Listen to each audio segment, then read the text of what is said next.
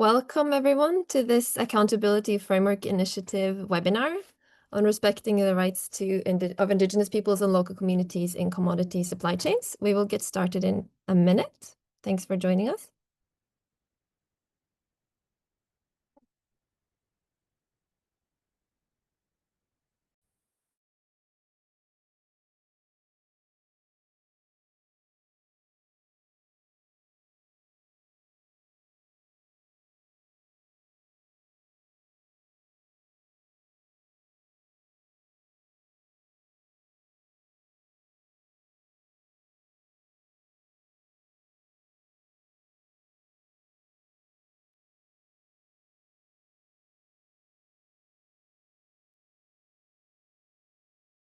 We're going to leave a little bit of time to allow people to come in. But since we only have 1 hour for this webinar, I think we will start very soon.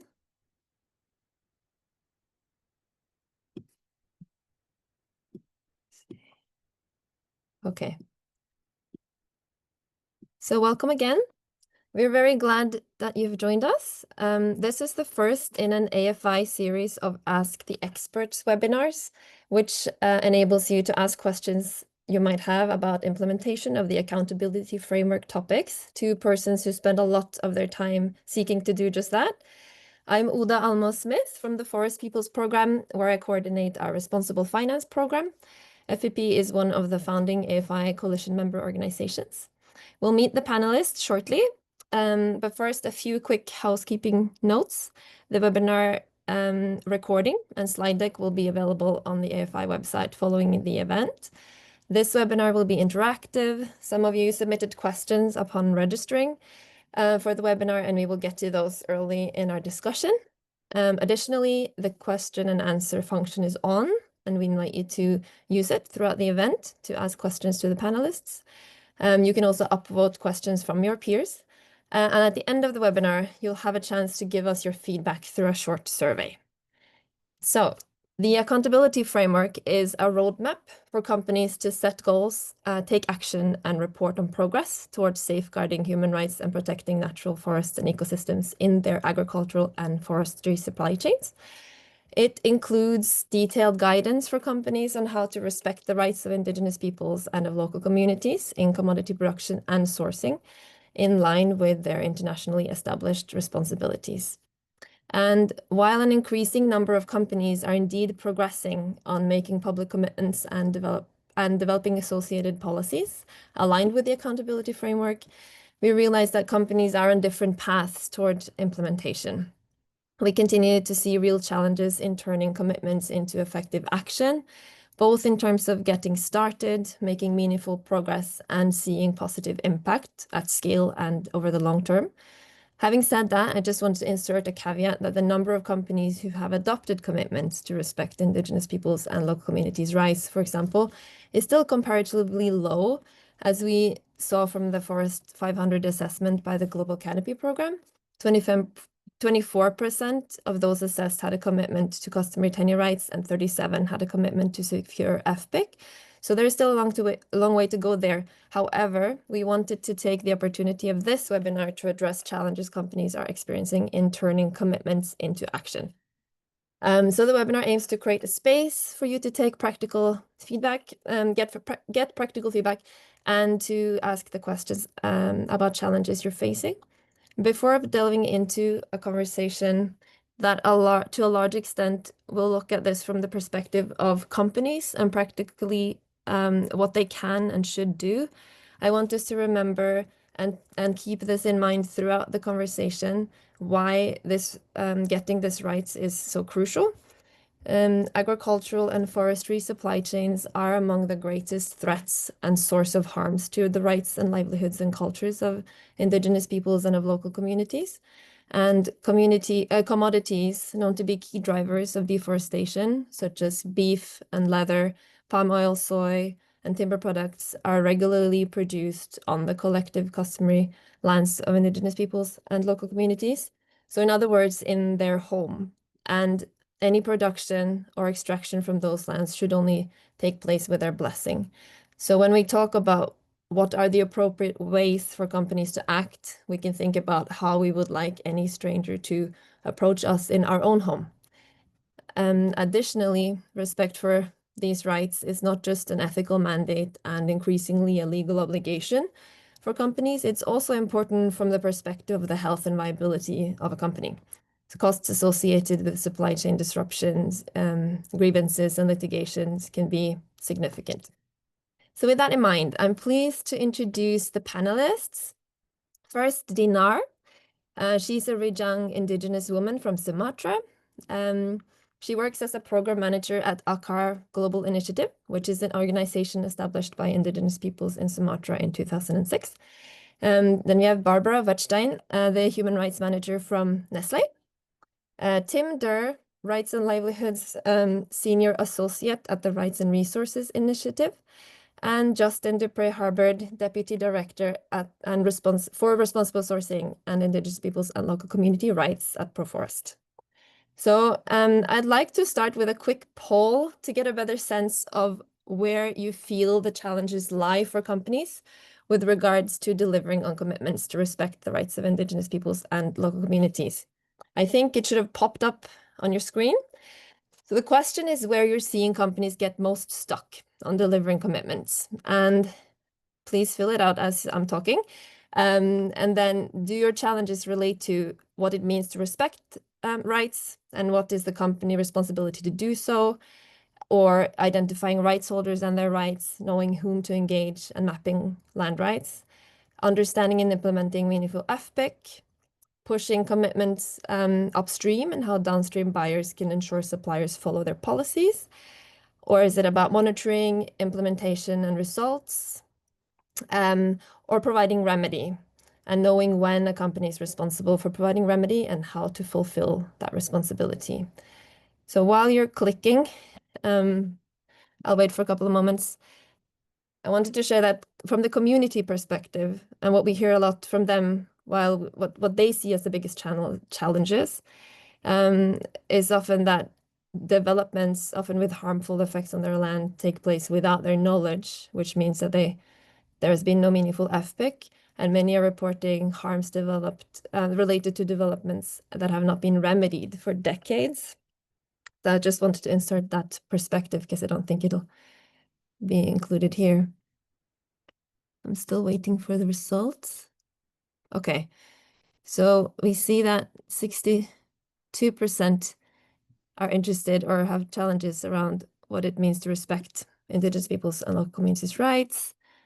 Then an equally high one is about identifying rights holders. I mean, it's good that all of these seem to be of interest to the audience, and we plan to cover all of them. So that's good. Okay, just find back to where I am. Yeah.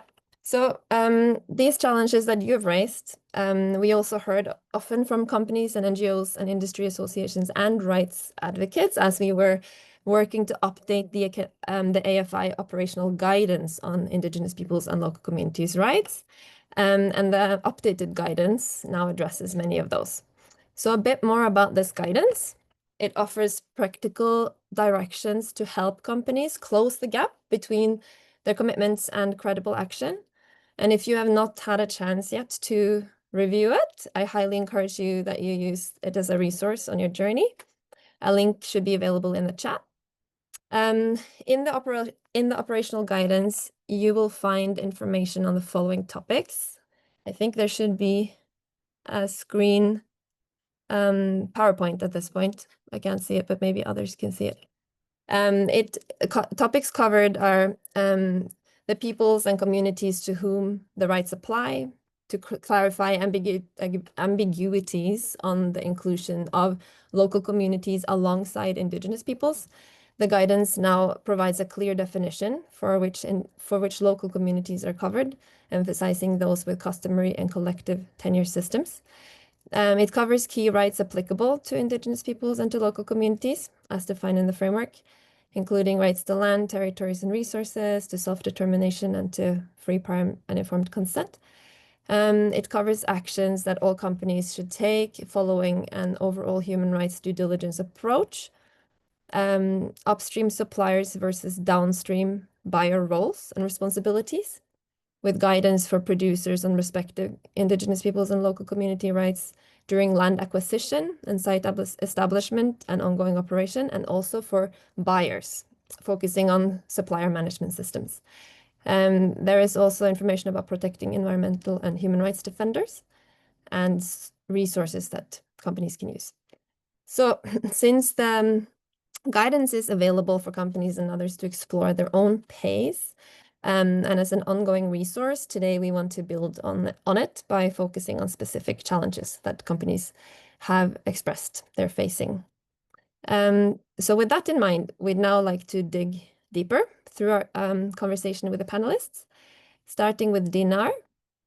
One of the challenges that has been flagged is around identifying rights holders and their rights. So from your perspective, Dinar, what is the first step a company should take to make sure that they set up a process to fully respect the rights of those who live in and customarily own the lands where the company is looking to establish a plantation or operation?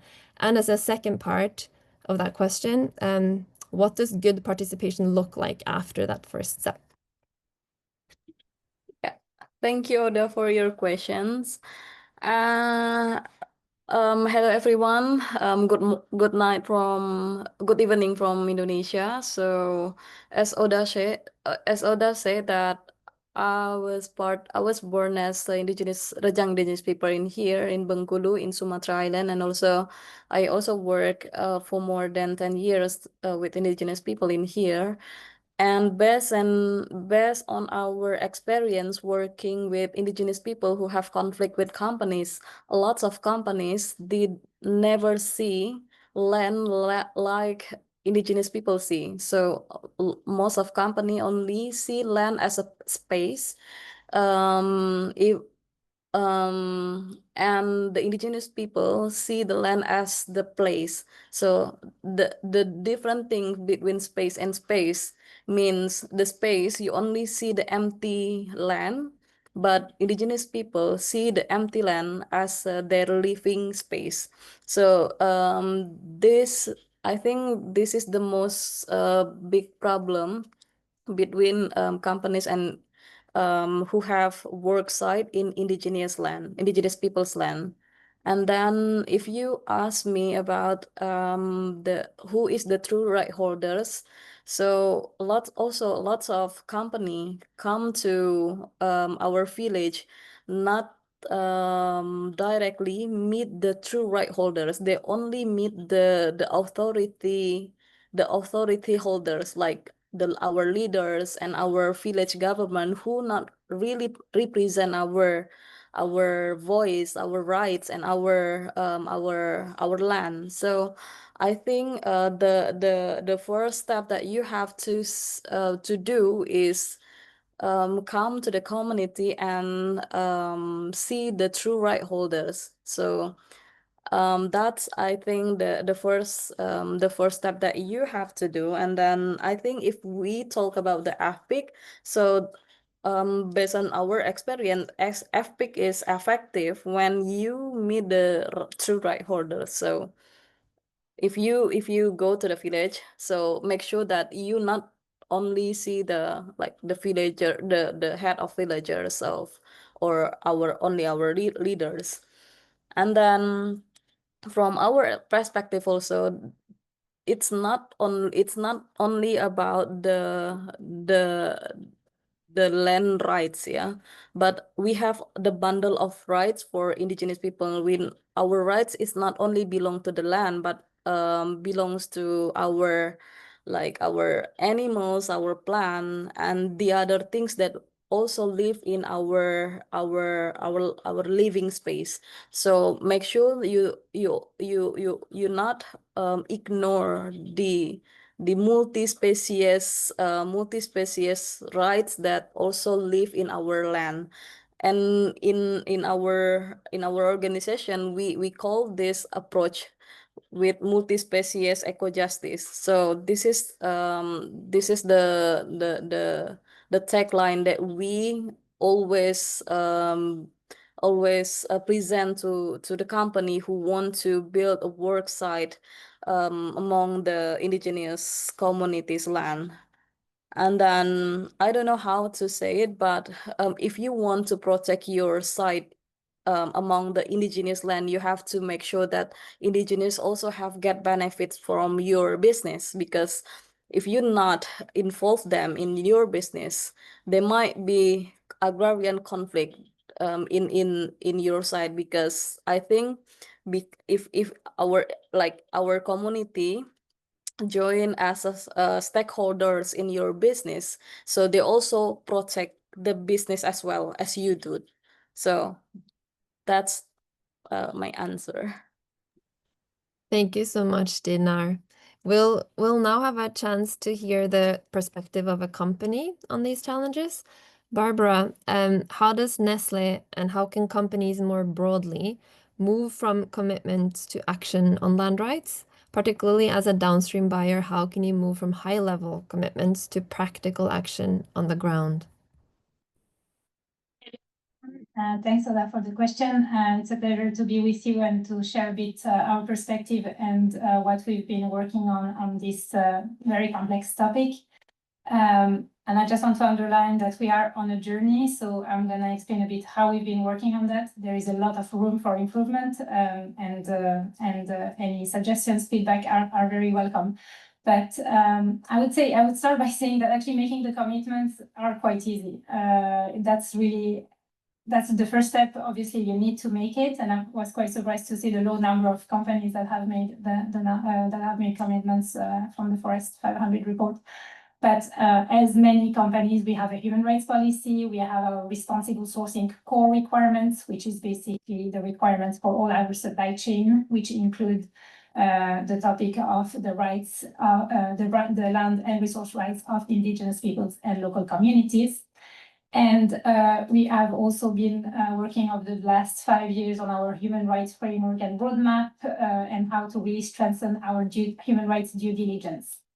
In 2023, we published 10 salient issue action plans, so based on the 10 human rights salient issues that we've identified, and the topic of indigenous peoples and local communities land rights was one of these action plans.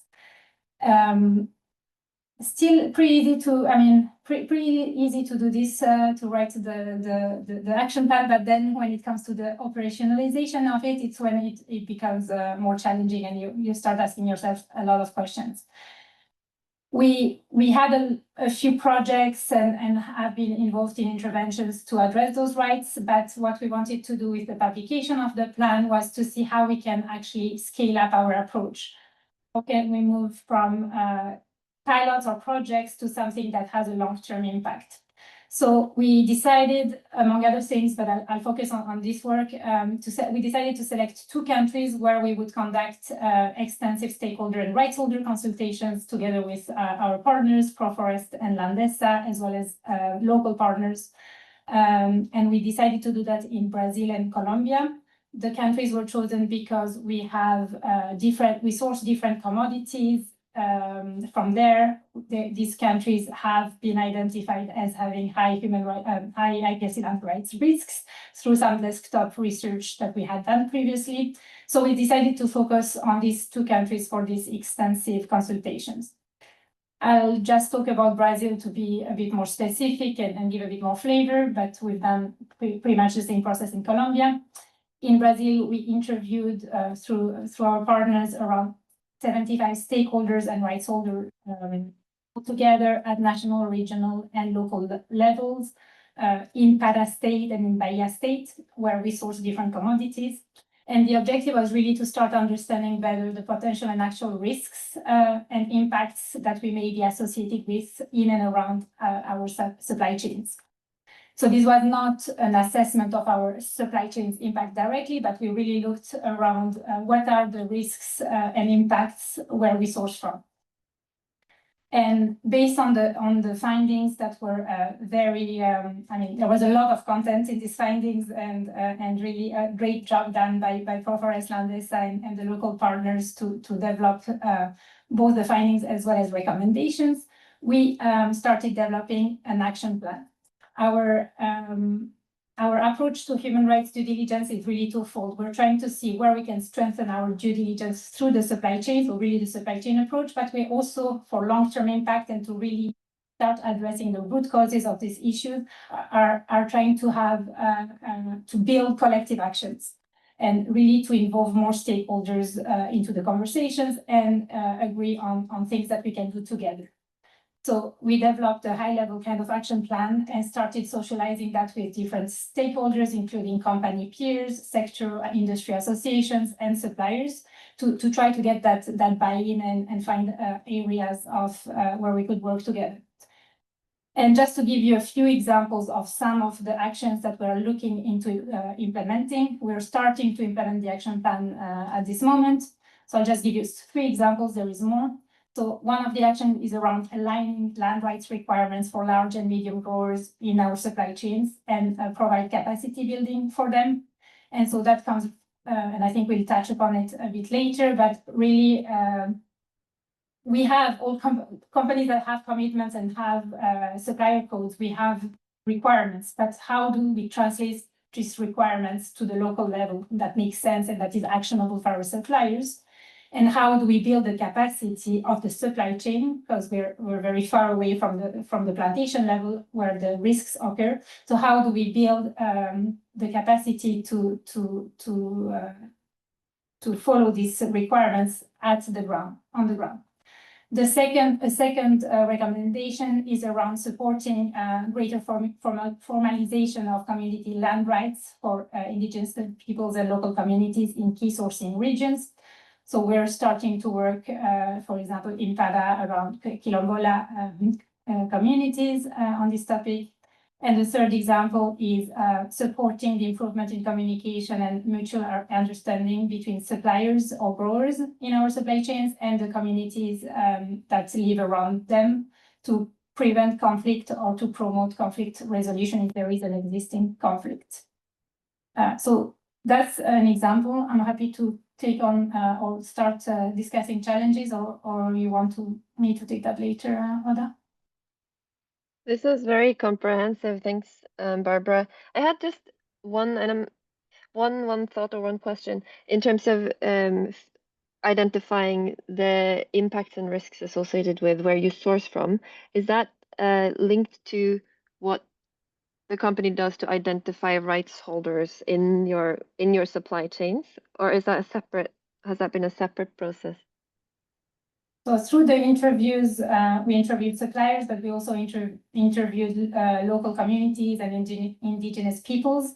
And I say we, but our partners, that we brought all this information together, and through the different feedback and what was discussed through these interviews, there was a list of impacts and risks that were identified based on those. So we didn't do on-the-ground assessment as such. It's more like what came out of the consultations. If that answers your question. Mm-hmm. Okay. Thank you very much, Barbara. I will now move to Justin, where my question is about investment in landscapes and sourcing areas. One of the challenges to scaling up solutions and achieving impact is that it's difficult for a single company to do that alone, as we just heard.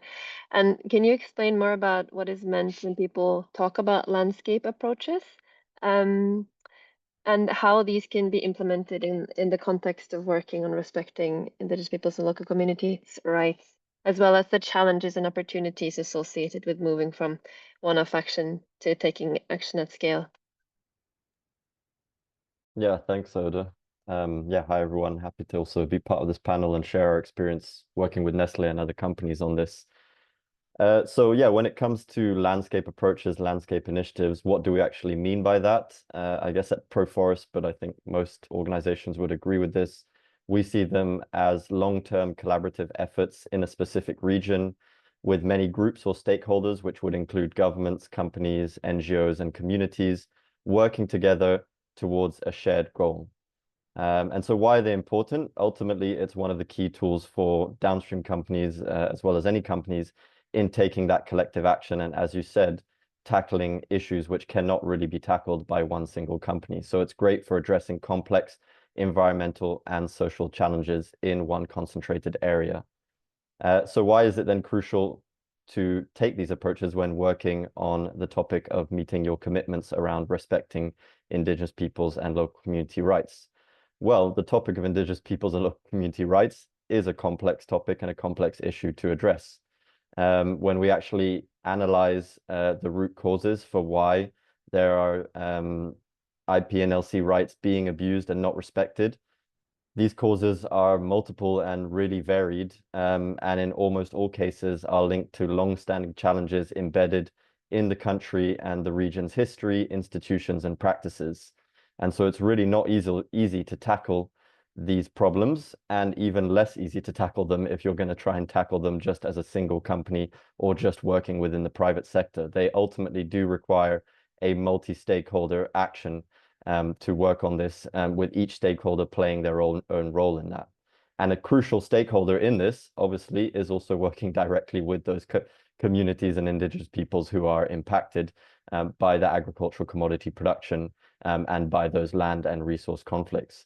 Another crucial actor, obviously, is the government, both the government at national level and the government at local level within the landscape that you're going to be working with. It's basically impossible to tackle these causes if you're not working with both those stakeholders. Also, when you're working on the topic of Indigenous peoples and local community rights, in many cases, that's also going to involve addressing long-standing land and resource conflicts. So it's not just about preventing future land conflicts and respecting rights going forward, but I think, Oda, you kind of laid this out. These are long-standing conflicts. There's a long history of dispossession, ultimately, and abuse of the rights of these communities, which need to be addressed and remediated over the long term. And part of that requires trust building. Again, to ensure trust building and work on trust building, you're going to need a multi-stakeholder approach. You're going to need to bring together all the actors within that region to start talking to each other and come up with shared solutions. So really, if a company were just to decide to work on its own with one or a few suppliers on addressing this topic, it's unlikely they would actually be able to resolve those issues around IP and LC land rights. And this is especially true if we're considering the position of a downstream company who would be trying to influence change through their supply chain, through engagement with their suppliers, which is important, but again, is not going to bring that detailed action, multi-stakeholder action on the ground. And a final point on this also is that ultimately it can also be more cost effective and more efficient ultimately for these companies to invest in landscape initiatives, landscape approaches, which actually put in place long-term solutions to tackling the root causes, so therefore long-lasting solutions. And also in most cases, these initiatives would be funded through a collaboration of peer companies and potentially other donors and government funding as well. So I think that's why there's really a clear reason why companies should be taking on those approaches. Maybe just to kind of highlight that in terms of an example to showcase that is, there is some work that ProForest is leading with Earthworm and the Conflict Resolution Unit of Indonesia, where a number of companies, including Nestle, have actually funded an initiative to work on land conflict resolution and prevention in the province of Aceh in Indonesia, where we're starting now to implement actions such as organizing multi-stakeholder dialogues between production companies, communities, NGOs, and the local government, and training up expert mediators within that region to be deployed to various land conflicts in the region. So there you see a clear example of downstream companies actually investing in a specific region to improve the enabling environment for IP and LC rights to be respected and land conflicts to be resolved, regions where they are ultimately then sourcing from. Finally, to answer the last part of your question, which was around the challenges associated, I guess, with taking the landscape level approaches on the topic of Indigenous peoples and local community rights, the clear one here is achieving scale. I think Barbara would say this, but ultimately Nestle and many other companies are exposed to tens, if not hundreds of countries, sourcing from tens or hundreds of countries, and therefore hundreds and if not thousands of subnational sourcing regions, each with their own specific issues on Indigenous peoples and community rights. And it's ultimately impossible for one company to cover all of those regions through landscape initiatives. Also, each region is going to have its own very context-specific root causes and dynamics between stakeholders, which can make it hard to replicate from one landscape initiative to another, especially when we're talking about landscape initiatives in different countries. So this is maybe kind of to answer a bit that challenge. This is why it's ultimately still crucial for companies to take a variety of actions on respecting IP&LC rights and meeting their commitments through sourcing certified volumes which have standards on respecting IP&LC rights, engaging suppliers more broadly on their commitments and actions on respecting IP&LC rights, as well as then investing and working in landscape initiatives, but also working actually at a national level, for example, engaging governments and trade associations on improving the national regulations and national level agricultural practices and standards, and working at a global level by collaborating with peers and stakeholders on the global agenda on respecting IP&LC rights, and how this actually then connects also with forest conservation and climate change mitigation goals as well. And a key example of that is actually the Interlaken group that's headed by the Rights and Resource Initiative, which I think our other panelist, Tim, could maybe speak a bit about. So by working both at national and global level, companies can then actually share information and funding across the different landscape initiatives that they are supporting, and increase that coverage and effectiveness of those initiatives. Thank you, Justin. Very comprehensive and very clear. Then following straight from that to Tim, because you already mentioned the Interlaken group. So Tim, would you be able to provide a brief description of the Interlaken group and how companies might get involved? Additionally, I also had a separate question for you regarding challenges related to monitoring for performance and compliance. So let me ask you that first, and then you can respond to both in one go. Traditional tick box audits often miss what is really happening on the ground and don't build trust with communities. So what approaches are you seeing that are working, especially those that ensure communities themselves can see and ensure that how performance is assessed and how this is also of value to companies? So over to you, Tim. All right, thanks for the question. And first off, it's great to be here, and I'm grateful for the chance to share some of the incredible work that the RI Coalition is leading on the ground, which RI, for those who aren't familiar, it's a global coalition of Indigenous, local, and Afro-descendant organizations and allies that are working to secure the collective tenure rights and livelihoods of those groups, as well as share the work of the Interlaken Group, which is RI's multi-stakeholder network for private sector engagement. It's a network comprised of leaders from companies, investors, civil society, implementing partners, as well as leaders from our coalition. So rights holders and rights holder organizations and networks themselves that come together to identify challenges, co-create solutions, essentially work together to try to mobilize private sector support for collective tenure rights and livelihoods. And maybe just going to your question for the sake of time, you noted the traditional kind of armchair audits often fail to capture the realities on the ground, which is a problem for communities, but also for companies as well, due to the financial, legal, and reputational risks that it can cause that audits can't fix. And even companies that are investing heavily in sustainability certifications, CSR programs, grievance mechanisms to achieve that compliance on paper, often still find that community grievances persist. And the systemic issue there is that those systems are designed primarily focusing on compliance evidence and not lived experience. So it tends to pit technical data against community testimony. And when those differ, it's usually the community that's dismissed. So a common example would be a community saying, our river is polluted, all the fish are gone. A company might come back and say, well, we tested the water and it's actually clean. So on paper, they're compliant, but in reality, local livelihoods are being decimated, and now so has that relationship. So what's working instead? One promising approach has been community monitoring, which community monitoring is a methodology that the Interlaken Group and RI and its partners have been scaling across Indonesia, Liberia, DRC, Colombia, Ecuador, and now Peru, which enables communities to collect and analyze their own locally sourced data on how business operations impact their territories, resources, rights, cultures, and livelihoods.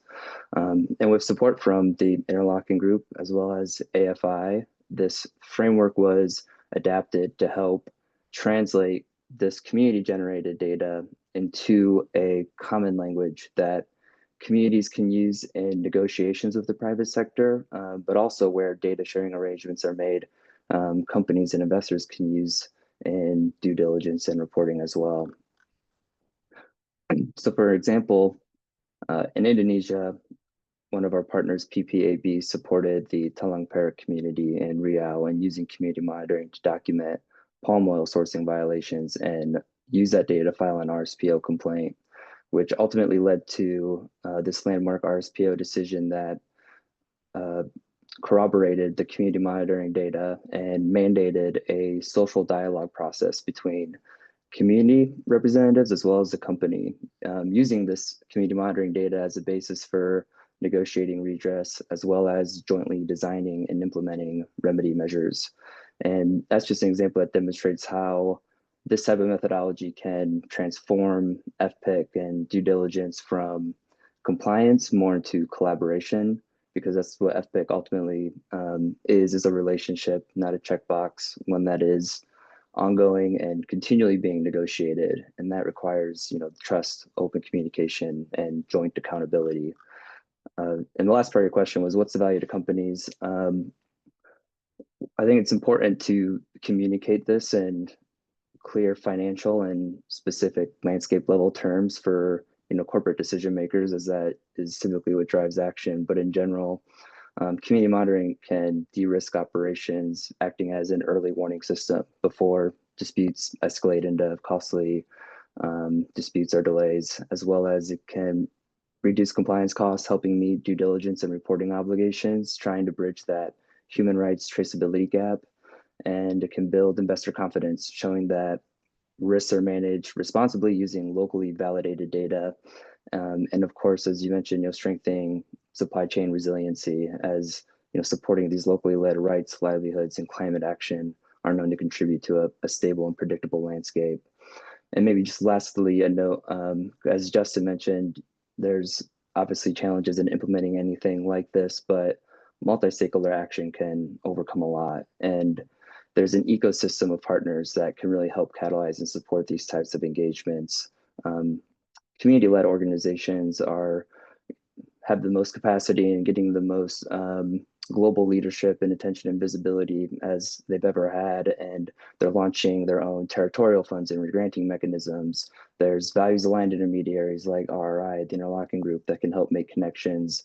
And there's also, donors and government programs that overlap in these same landscapes, where there's that opportunity, where there's overlapping footprints, there's overlapping interests in these areas. And that's kind of been a focus of the Interlocking Group right now, is trying to connect those dots and see how we can help foster some of those multi-stakeholder collaborations. Thanks, Tim.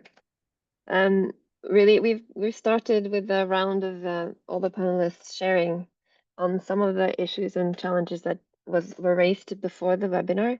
And now, as mentioned at the start, we received quite a few questions in advance, and we've grouped these into two buckets, and I will now have the panel respond to those.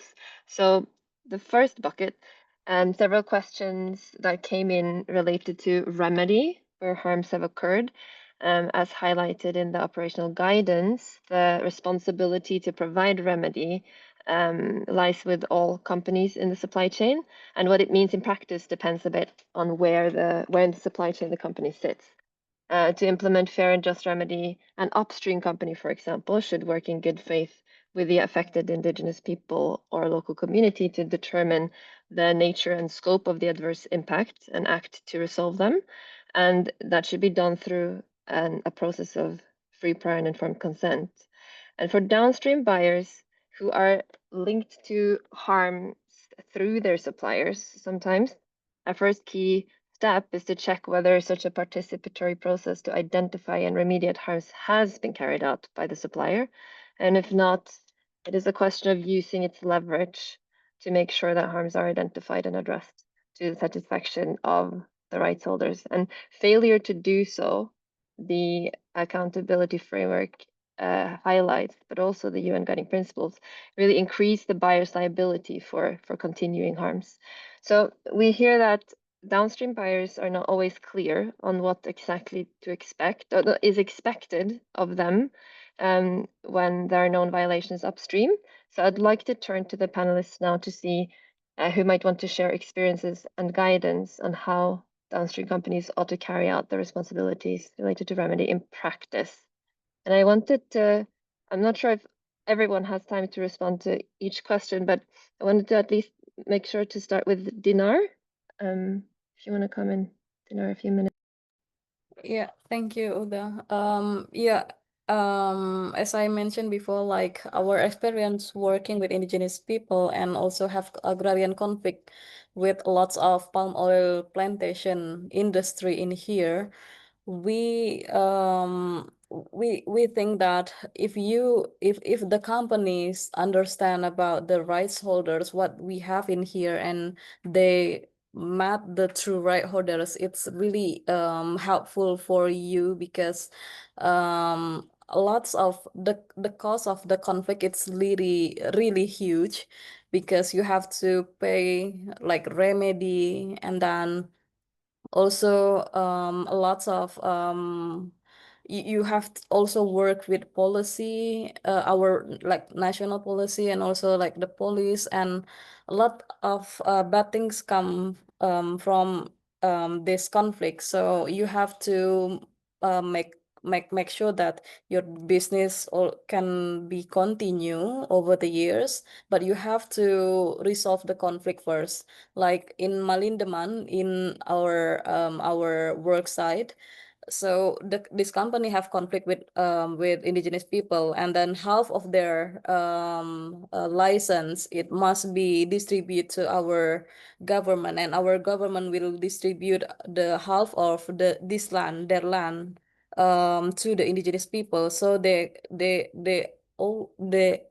only can continue their work more than half, less than half, to get work with indigenous people. So this is what I really want you to know, that you have to make clear that you really do the FPIC first with indigenous people. Thank you, Dinar.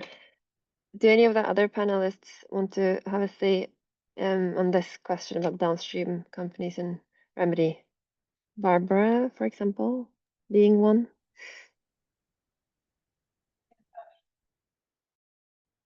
I just want to come back to just a few high-level challenges, and then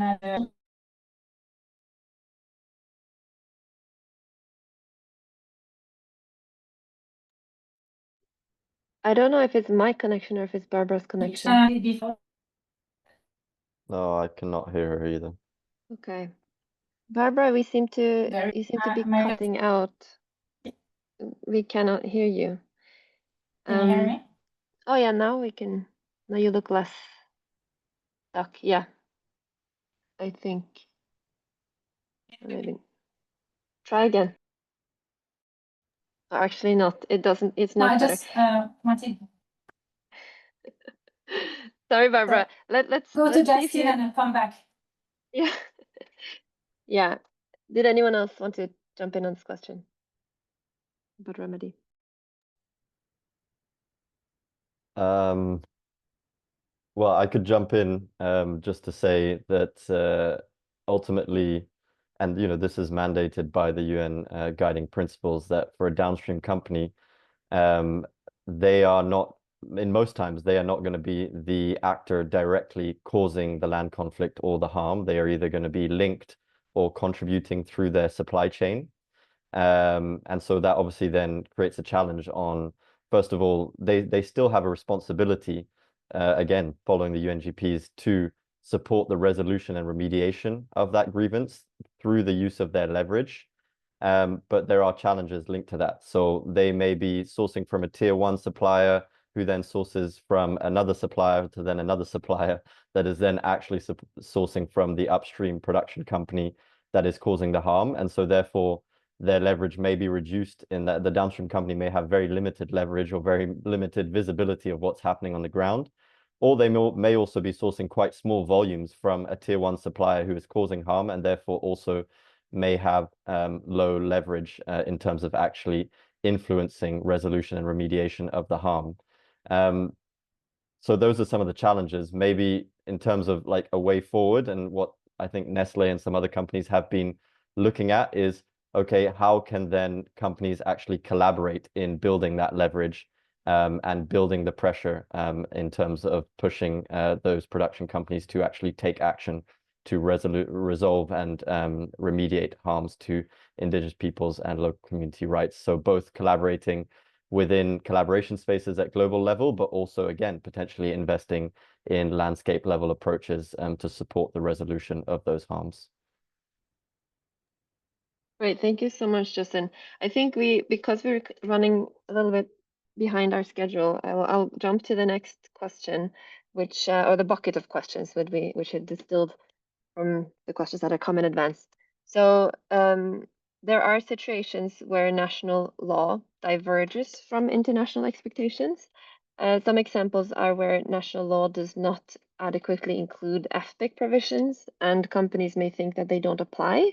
And where the state has given a company a concession without having obtained the FPIC of the customary landowners in violation of the state's obligation under international human rights law. And while it's clear that companies are expected to still follow internationally recognized human rights regardless, as described in the operational guidance, there are still many cases where only national law and legal systems are followed.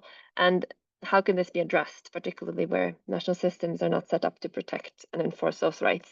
And I'm going to open it for the panel, but very quickly before I turn to you, I wanted to add that the AFI does provide some guidance on this, for example, in the operational guidance on the relationship between company commitments and applicable law, which guides companies on how to fulfill their voluntary supply chain commitments in the context of legal obligations that may apply to the same or similar topics as those addressed by commitments. And this guidance, for example, sets out how assessment of the applicable law is a key step of the human rights due diligence process the company should carry out to determine what the highest standard is that should be followed.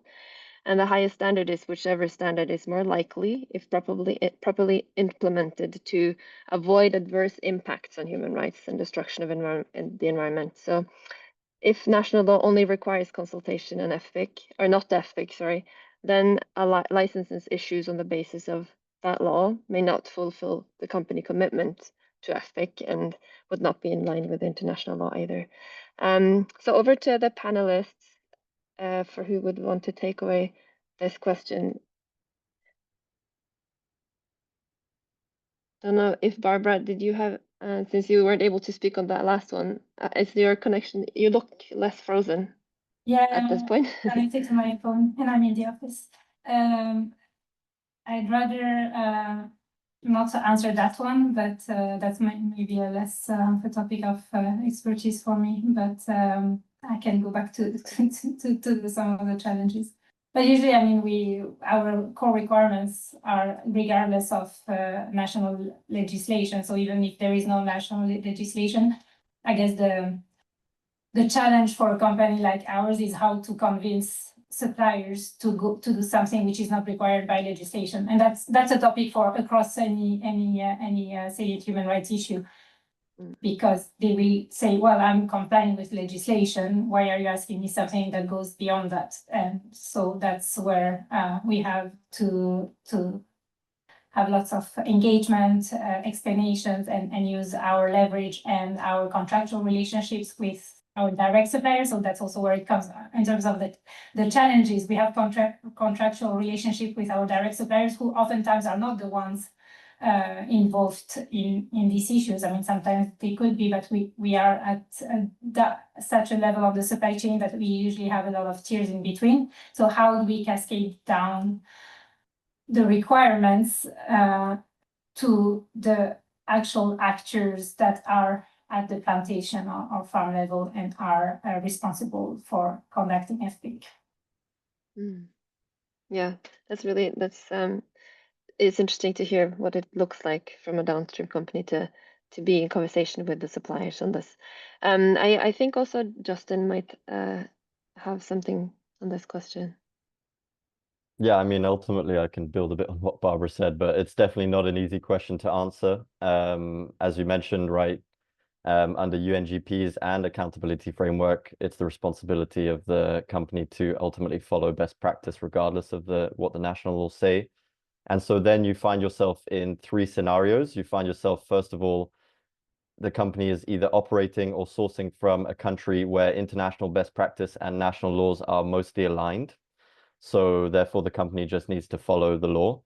That is rarely the case, especially when we're talking about Indigenous peoples and local community rights, and especially looking at customary rights. Then you have the case where international best practice goes beyond what national laws require.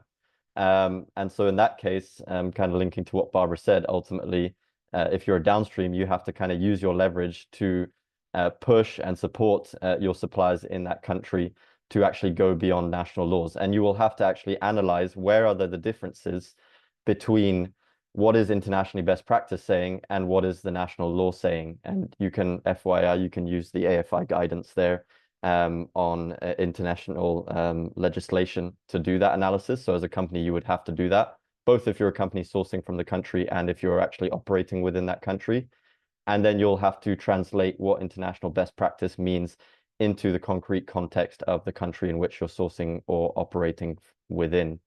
And so that's some work actually that we've also done with Nestle, where we've actually done a gap assessment between what are Nestle's global core requirements for suppliers at a global level, and then actually looking in Colombia and Brazil, what is national law saying, and also national regulations and practices saying, and where are the differences, and how then do we then actually translate Nestle's global core requirements to then being able to apply that in practice in Colombia and Brazil. A final case, which I won't speak too much about, though, is when national law goes against international best practice, and that's obviously the hardest case. And there again, as a company, you're going to have to analyze exactly what are the misalignments between international best practice and the national law and assess how you can address that, but crucially without actually breaking the national law. And so you will have to consider, okay, is it viable for us to keep sourcing or operating within this country if we want to meet our IPLC commitments? Although I would recommend that and encourage that the company, as much as possible, continues to source from those countries, while then potentially engaging the government on changing national laws and regulations if possible around that. Thank you, Justin. And we have 7 minutes left. I think we had planned for a little bit more for questions from the audience who are here at this moment. And we will make sure to try and collect. There are quite a few interesting questions that have come in, and we try and collect those and maybe try and respond to them in the follow-up together with the recording. But I wanted to at least throw one or two to the panel now. So one question is, what one or two key quantitative indicators would you suggest us to reference to suggest companies' good implementation of FPIC? Is it listing or naming the community or an Indigenous group, or reporting the number of grievances from Indigenous people and by type? So this is a question about what can companies look for to know to what extent FPIC might have been obtained by suppliers, I think. I wonder if you might want to take this one. And let's keep answers to less than a minute each, if we can.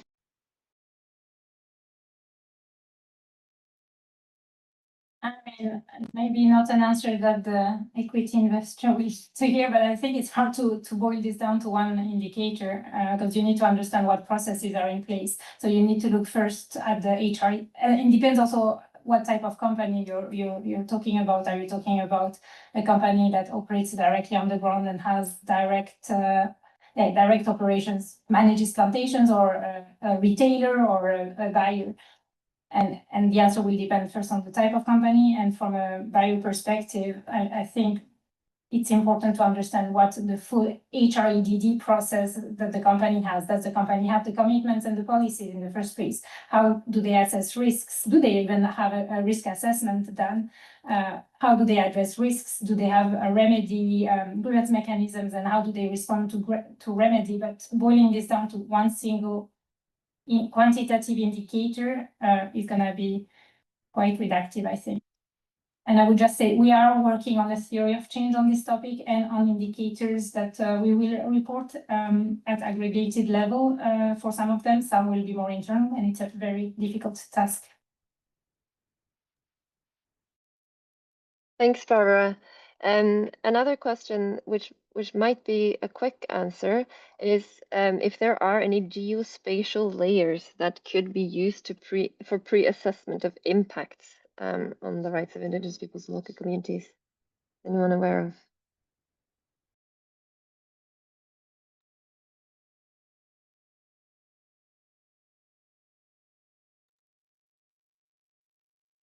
Justin, did you just well, unmute? I believe actually Barbara may have answered that in the Q&A. Because yeah, one layer that is available is the landmark database. You can also look through the land portal, which includes other databases there, which does provide layers of IP&LC rights, both recognized and not necessarily recognized as well. So yeah, through the land portal and landmark database, you can definitely find that at a global level. And then at a national level, I'm not a land rights mapping expert, but I know from a fact from working with local partners that there are actually many resources at national level that can be pulled on and put together in maps as well. So that we are looking into how to overlay our sourcing data and this type of public data sets to really be able to be more granular into where we need to actually intervene on the ground and what do we need to prioritize. Because right now it's really hard because we are sourcing from many different areas and there may be potentially many different communities around these areas, and without being able to have a quick way or an easier way than going on the ground to know where we need to maybe go on the ground or do interventions, that it comes back to the question of scale. How do you scale up? And so this will hopefully help us really prioritize where it matters. Thanks. And then there's also the Environmental Justice Atlas, I think, which also gives some indication in a global map of where conflicts exist. We are very close to the end, but one last question I wanted to ask is about how companies can move beyond policy commitments to co-design supply chain interventions with Indigenous peoples' local communities by aligning sourcing strategies or investment priorities with Indigenous-led territorial or life plans. And I was wondering if maybe Dinar has a view on that. Yeah, but I want to mention about the effective FPIC, yeah. So to be true, if you really concerned about these things, so we already have like indicators for what is a good FPIC for us. So if you already get agreement with Indigenous people, it means and it becomes one of our indicators that you also respect our rights. So it's really important to us to you have our agreement before you get the government agreement to your business. So that's what also we do in here with Engano people. And also the strategic is I think if you invite us to become one of your member of the stakeholders business, so I think the Indigenous people also want to protect your business because they will feel that the business become their business too. So that's my point. Thanks, Dinar. So I think we're closing there. We're at time. I think it's important to highlight that what has been clear from this conversation to me is that while the expectations on companies are clear and the rights of Indigenous peoples and local communities under international human rights law are clear, and while we're able to talk about experts in relation to knowing what should be done, I think there's still a lot of ongoing collective effort, trial and failure, seeking to mirror this theory onto the real world. And we can only continue to do that. I think important in good faith with genuine care for those people who have the most to lose from when it goes wrong. So I'd like to thank the panelists and all of you for your engagement. There were quite a few questions. We will get back to them in our email. And there are lots of resources that we wanted to point you to at the end here. So if you see the slide on the screen, in addition to the operation guidance that we've been talking about today, please have a look at the resource you can find there. You can scan the code. Yeah, and 1 minute over, I will close it. Thank you very much, everyone, for joining. Bye-bye. Thank you, everyone. Bye. Bye. Bye. Thank you, everyone.